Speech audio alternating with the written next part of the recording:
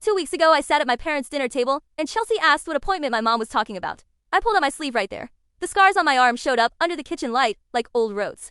Chelsea stared hard. She turned to Anderson and said, "How many times?" I told her over 10. She stood up fast and said this is abuse, not family. She left the house that night. I was 7 the first time. Anderson was 12 and poured gas on his hair on a dare. He lit it. The burns went deep on his face and neck. Mom took me to the hospital hallway that same night. She held my hands and said he needed skin for me. Just once.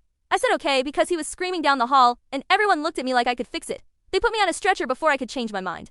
The doctors took a patch from my thigh. I woke up sore and they said it was done. But at night it happened again. Mom said the skin on his neck did not stretch right when he grew. She said kids at school called him names and he cried every night. I did not want to go back to the hospital. She told me he was my brother and I had to help. So they took another small piece from my back. At 11 it was his jaw. I told her no this time. She grabbed my shoulders and said the appointment was already set. This is not a question. I was 11. I went anyway. By 13 they needed skin from my shoulder area because an old graft looked bad.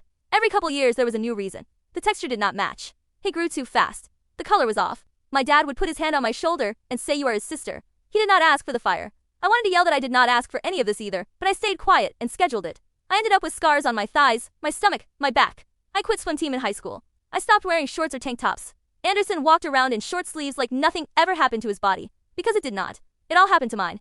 He never said thank you, not one time. It just became normal. Like I owed him pieces of me because of his dumb choice at 12. I moved out at 18, and for 5 years nobody asked me for anything. I started saving money on my own. I got a job at a coffee shop and put away $1,500 for my own laser treatments on the scars. I thought it was finally over. Then last month Mom called.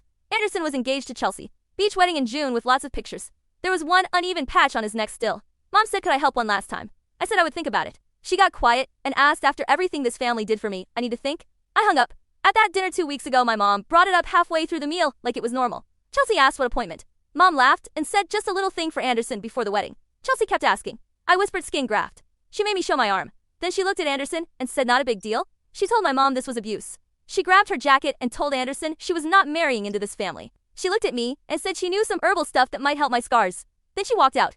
Anderson sat there with his mouth open. Mom started crying. Dad just stared at his plate. I stood up too. I did not yell. I just said I am done giving anything else. I took my coat and left the house. The next morning I called the clinic and used my $1,500 for the first laser session on my own scars. It hurt, but it was mine. I blocked my mom's number that same day. Anderson tried to text me once. I did not answer. For the first time I felt like my body belonged to me again. No more waiting for the next ask. No more feeling selfish for saying no. I went to work the next week and told my boss I wanted more hours. I started looking at community college classes for next fall. The scars are still there, but they are mine now. I am not fixing anyone else's mistakes anymore. I paid for my own treatment, and it felt good, quiet, like I finally took back what was taken from me all those years.